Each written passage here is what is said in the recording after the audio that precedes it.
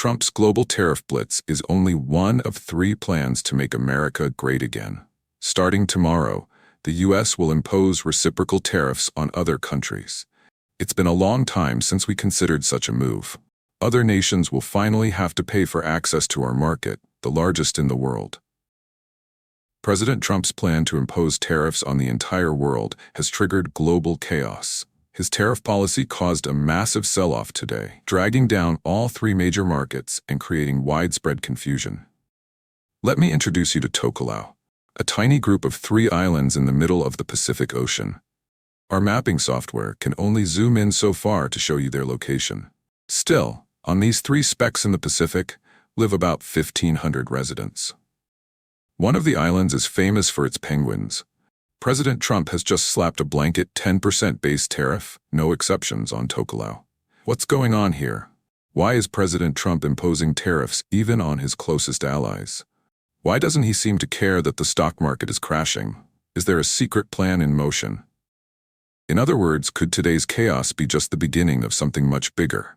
A plan to overturn the very global trade system that the U.S. itself helped create? A plan designed to establish a whole new world order. But what exactly would this new order look like? And more importantly, is such a plan even feasible?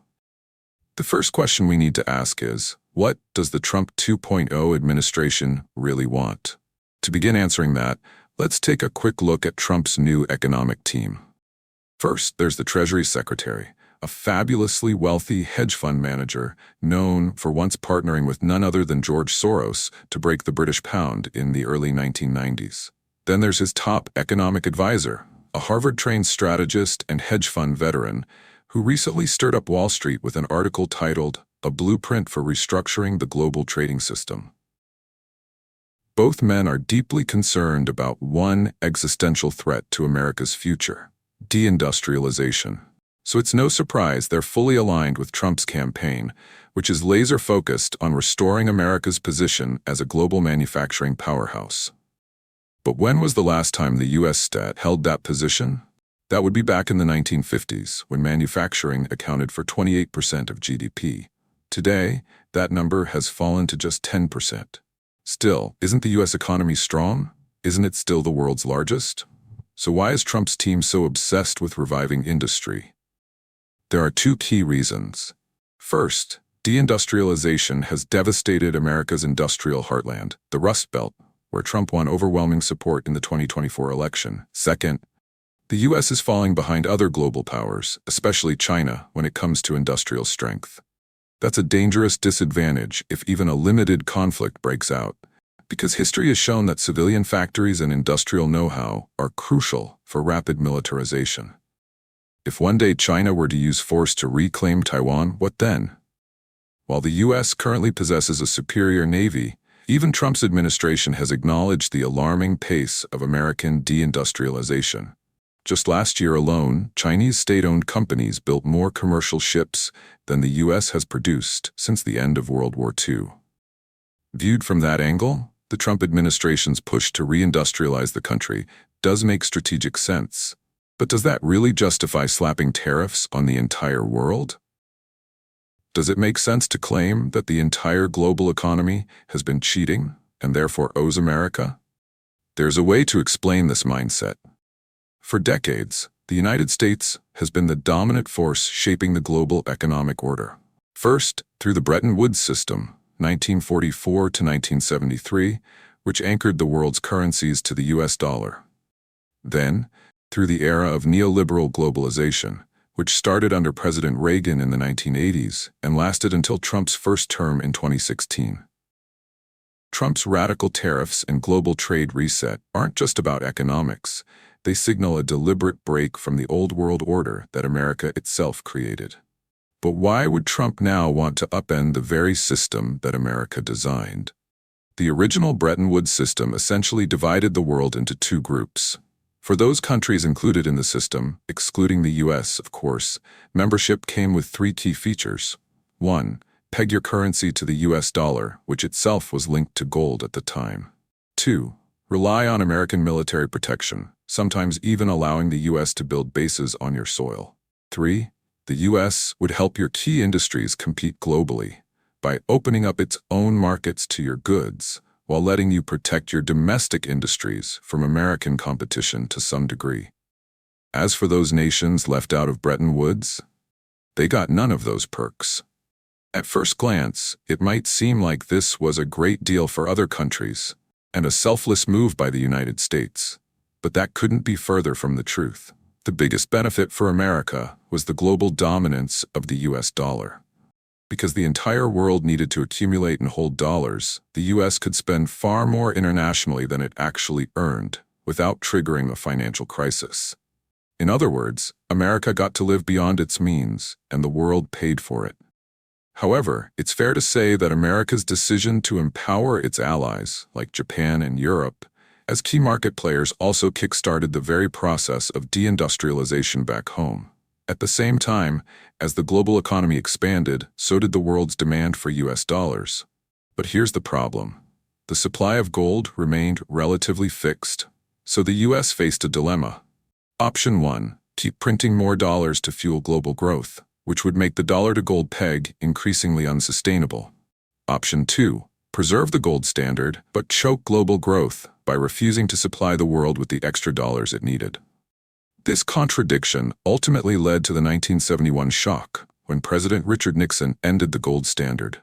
That move unpegged the dollar from gold, allowing it to float freely on currency markets, and plunged the world into a period of economic turbulence. What followed was the rise of a new global order, neoliberalism. This new era was defined by lower tariffs and fewer trade restrictions, freer flow of capital across borders, floating exchange rates, and the US stepping up as global police, militarily and economically. Unlike Bretton Woods, this neoliberal order had no formal agreement forcing countries to use the dollar. They just chose to because it was the most convenient and trusted currency in the world at the time. However, the issue was this.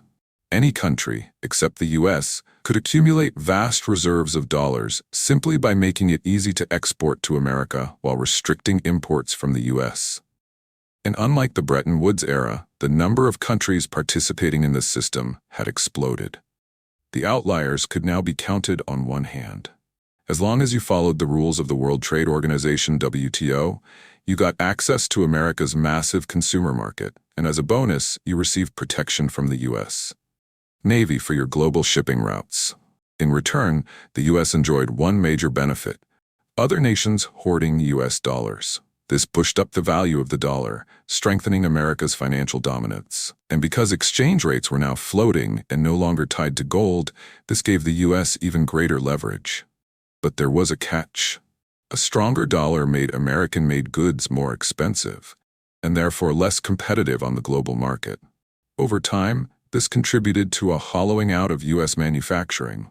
Jobs began leaving the country, especially after China joined the WTO in 2001. Meanwhile, a strong dollar mostly benefited wealthy Americans, those who already held large amounts of dollars. This only deepened economic inequality, which, paired with a crippled industrial sector, helped pave the way for Donald Trump's election in 2016. He immediately launched the first trade war, which effectively ended the neoliberal order by challenging the core idea that free trade is always good. But that war failed to stop America's deindustrialization, nor did it prevent China from aggressively expanding its manufacturing might, so much so that it began to threaten America's automotive industry itself. So President Biden tried a different approach.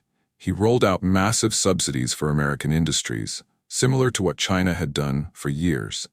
As a result, new factories began popping up across the US. However, this strategy came with a steep cost. It led to record-breaking budget deficits, raising concerns about long-term sustainability.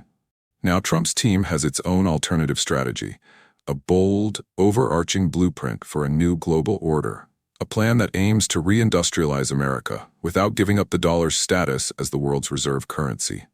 In other words, lower the dollar's value while keeping its global dominance intact. So now let's break down the plan. There are 3 steps. And the first step is exactly what we're witnessing right now: tariff chaos. At this stage, the administration appears almost strategically reckless. showing no concern for a crashing stock market or rising economic instability. They're unleashing a wave of shocking tariffs, targeting both allies and rivals, with one clear goal: leverage. The second step, tariffs as bargaining chips. Trump's team believes that since everyone wants to export to the U.S. to earn dollars, America holds a unique negotiating position in any trade war. The first trade war failed, they argue, because China simply rerouted exports through third-party countries, then into the U.S. But this time, America is placing tariffs on everyone. It's easy to imagine that, after a series of painful tariff blows, even major partners like Europe or China might agree to a new deal in exchange for lower tariffs. And that brings us to the final step of the plan, the Mar-a-Lago Agreement. Yes, Trump's team has hinted at it. An agreement that could go down in history, just like Bretton Woods in 1944, but without the gold standard. It would establish a new global order where countries that align with the U.S. enjoy low tariffs, but only if they peg their currencies to the U.S. dollar. In return, they'll gain access to the largest consumer market in the world, plus security guarantees tied to America's global dollar system. But here's the twist. They'll have to pay for these privileges. And what about the rest? Well, neutral countries won't receive these benefits, but might be allowed to negotiate separate agreements. As for America's adversaries, they'll be locked out of the system entirely. So what do you think? Is this a masterstroke or a dangerous gamble that could break the global economy as we know it? Let's talk about it in the comments. Until then, see you in the next one. In short, Trump's team sees today's chaos as nothing more than a tool for negotiation leverage. They've told us outright they'll use reciprocal tariffs to level the playing field with neutral nations and adversaries alike. And they've hinted that if a monetary agreement can be reached, tariff rates could drop significantly. If enough countries join this new world order as allies and peg their currencies to the US dollar, Trump could weaken the dollar while still maintaining its global reserve status. That, in theory, could reindustrialize America. But of course, this remains just that, a theory. The key question is, can the U.S. convince enough countries to sign on? To voluntarily peg their currencies to the dollar, relying on U.S. military protection, while paying for it, it would require a huge amount of trust.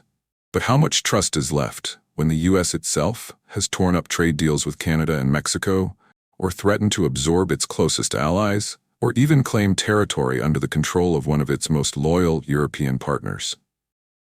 So can Trump really expect other nations to sign on to his new economic and security order? What do you think about Trump's global tariff strategy? Is it reckless, or is it part of a bigger, calculated plan? Let me know what you think down in the comments. And as always, don't forget to subscribe to support the channel. See you in the next one.